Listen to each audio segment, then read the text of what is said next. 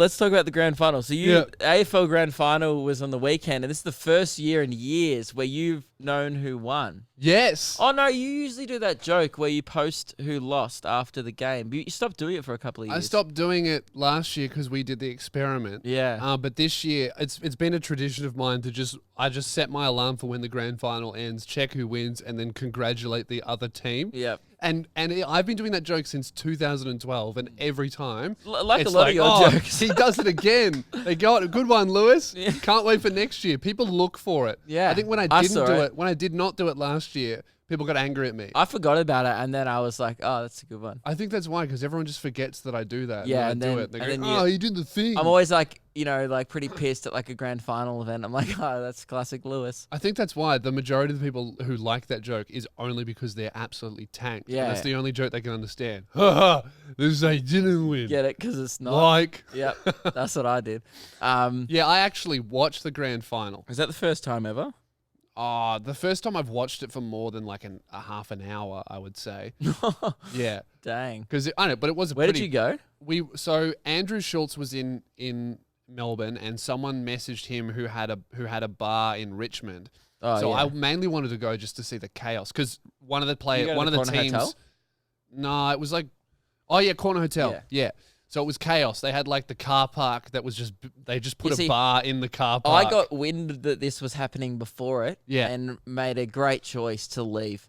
Yeah. Because I didn't want to be in Richmond while the game was on. It was chaos. Yeah. It was nuts. But the guy that invited Andrew and all of us there, he was so funny. He I don't know if he owned it or if he just had so much money he could act like he could own it. But he's this dude. He's wearing like a $50,000 watch. He's only like 30 something, and he goes, "Oh, I've got tables reserved for you guys." Kind of like the guy who'd wear like a Gucci belt on his underwear. Yeah, just rich and Douchebag. successful, handsome, bit of a cunt, Douchebag. but it's okay because he has a talent that everyone respects, right? So annoying.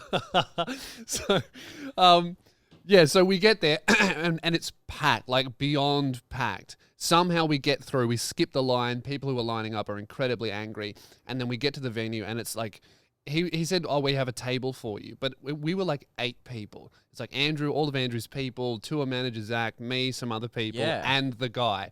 And the place was packed. And there was what no made me room laugh for about us. this was like, you guys were all like, everyone was talking about like, yeah, we're going to go to Richmond and stuff. And I was like, oh, I have a tradition where I go like to my mate's house and we just like always drink together. Yeah. So I was like, I'm not missing that. Yeah. So and then what amused me was I left and Andrew, it was 3 Americans with a guy from Melbourne who's never seen a game of football in his life, with a Queenslander who doesn't give a shit.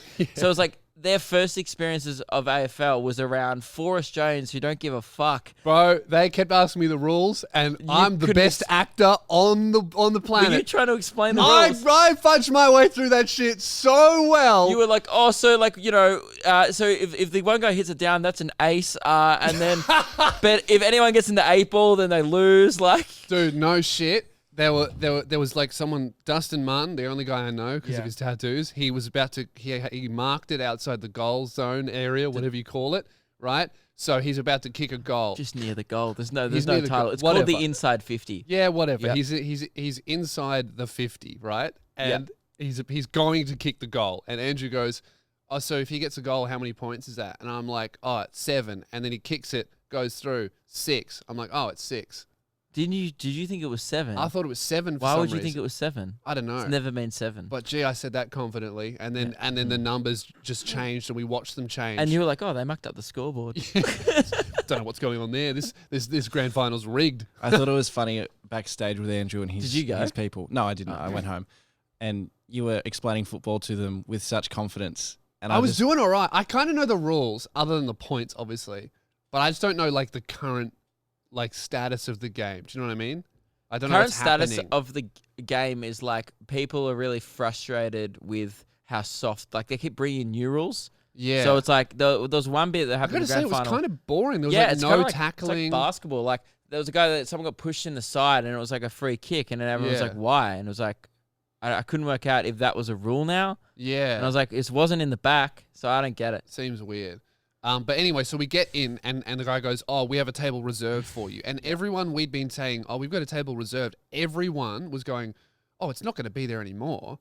because we got there halfway through the game, right? Yeah. So I'm thinking there's no way we have a table reserved. Did We he just- get there and there is no table reserved. Every table is packed. We walk to one of them and he goes, all right, get the fuck out of the table. We're sitting here.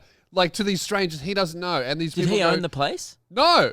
These people go, oh, but we were sitting. He goes, I told yous. I fucking told yous. When my guys get here, you gotta go. All right? Show some fucking respect and fuck off. All right? Piss off. You had too much time here. Don't give me any lip. Fuck off. And then we're just sitting there, and he does this by himself. He kicked 10 people off the table himself just by going, show some fucking respect and fuck off. All right? I'm done with this shit. Oh, And then we all got a damn. seat. It was great. And then everyone would have been like, looked at you guys, like your whole group, like, what a bunch of assholes. Oh, yeah. And I by would the have way, hated you. they were all women.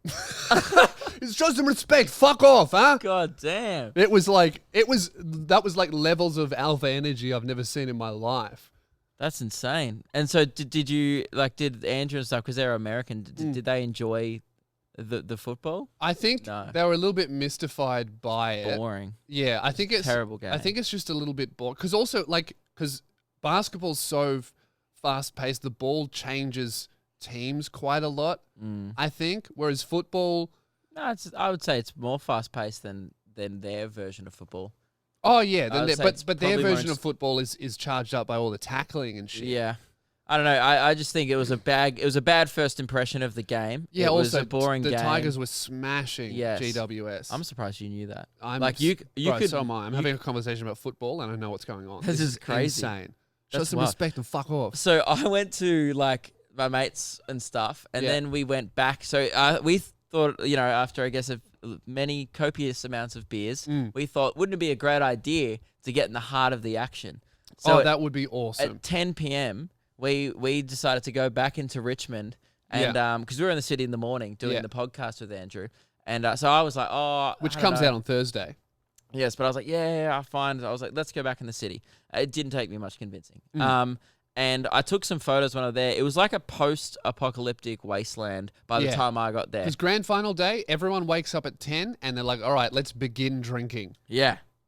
And they just keep going all night. Look at like the bins. Like this is a picture of a bin. It's just so like nuts. every bin was like this. There was just rubbish in the street. So what had happened before I And got that's there? not people littering. That's people trying People not to trying litter. the bin, and the then the bin's bin full. is 3 times over full, every single bin. So what Yeah. happened was, before I got there, I realized, I spoke to someone briefly. I'm like, so what hang on, what's happened here? So there were police on horses, the Swan Street was closed off, there was a busker on the street, 100 people just singing Wonderwall. That's what I walked into. I was like, this is Awesome. amazing. That's Australian culture. Yeah, and then there were people just with open beer cans, like chugging them next to cops in the Which middle is of illegal. middle of the street. Yeah. Drinking in public is illegal. I was like, oh, maybe they've closed off the area and They're maybe bringing they've the riot made this. squad. Maybe they've made this like an alcohol zone tonight. Yeah. They hadn't. What had happened was, all the liquor stores on Swan Street had queues and stuff. They'd sold out of every single bit of alcohol in the store. So like people are like, oh, do you have any VB? No? Well, anything. I guess I'll get a cruiser. The Liquorland had to close. Liquorland? That's Like like, all a of them. Bunnings-sized store. Dude, they all closed down. The cops, there was nothing they could do at this point because there were so many people that just had open alcohol in the street. They're like, you can't arrest 1,000 people. No, because that's just a riot. So you just have to like... Give us back Damo! Yeah. So it's like, you just have to make sure they're kind of all having fun. You should have just gone up to the cops and be like, show some respect, fuck off. Yeah. But they didn't give a shit. Like, there was cops just like next to everyone. Like, I was on my mate's shoulders and a Yeah. cop was just like laughing. Yeah. Like, oh, this guy's on his shoulders on concrete. He's drunk. And I was like, yeah. Woo. I'd never go for Richmond. I hate my team. I just wanted to sing Wonderwall. Yeah.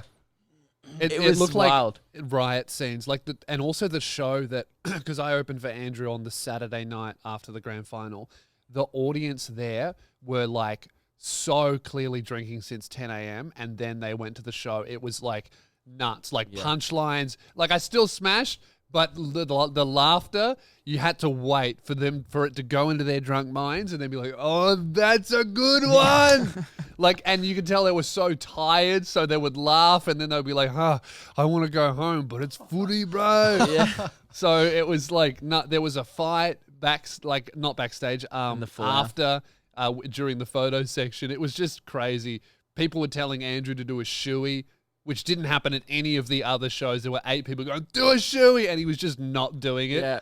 It was a hectic show. Shit ever. The best thing I saw was after the show, there was a guy with like face paint on, and he had face paint of like the Richmond jumper, which is the stripe across the face. So it's black either side, then a stripe across the middle. 70% blackface. Dude, couldn't believe it. He was just walking around with like 70% blackface, and I started to think like if he did a dab, he's a full-on racist.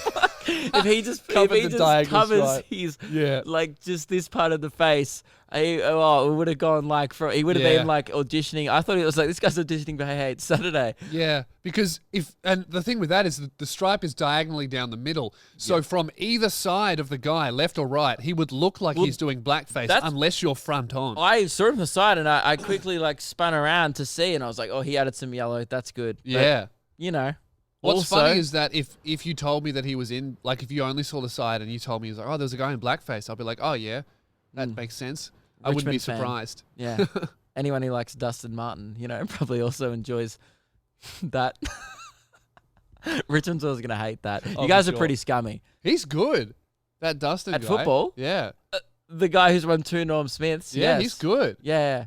Because there's so and many, a Brownlow. I feel like for football and 2 premierships. It's so hard to stand out because there's so many players. Just get yourself a shit haircut, a bunch of tats, and actually be good. And if your dad's a crime boss, that'd help too. Yeah. You know his dad can't come to Australia. I read about that. He's an Australian citizen. I do think this is kind of bullshit, but they reckon he's done so much crime that they're like, fuck off, can't come back. He left for a holiday or some shit, and they're like, we're not letting you back in. Because they've like loopholed their way into barring an Australian citizen from the country. Right. Which is crazy. Yeah, did you see that there was a guy in the game who played his first ever game in the grand final? Jeez, that's going to make your career a letdown. Well, there. Yeah, like how do you top that? Which side was he on? Richmond. So he won. He was number 50 for Richmond, right? The story was he was a guy who'd been playing in like the VFL, so he got best on ground in the VFL grand final because Richmond won that as well. Yeah, that's awesome. And then he got best on ground, so like, let's just put him in the team on the actual one. Right. And first ever game, he's 27 years old, like a late in his career rookie. So he's like already like good. Did he play well? Yeah, he got 4th best on ground they gave him in his first game which is a grand final that they won. He would feel like he didn't earn it though. Yeah, I think there was a few people who were like, there's one guy who's injured who we replaced. Like, give the medal to him. And it's like, he helped you guys win a flag. It was pretty good. Yeah. Well, cool guys, story. I'm bored as fuck now.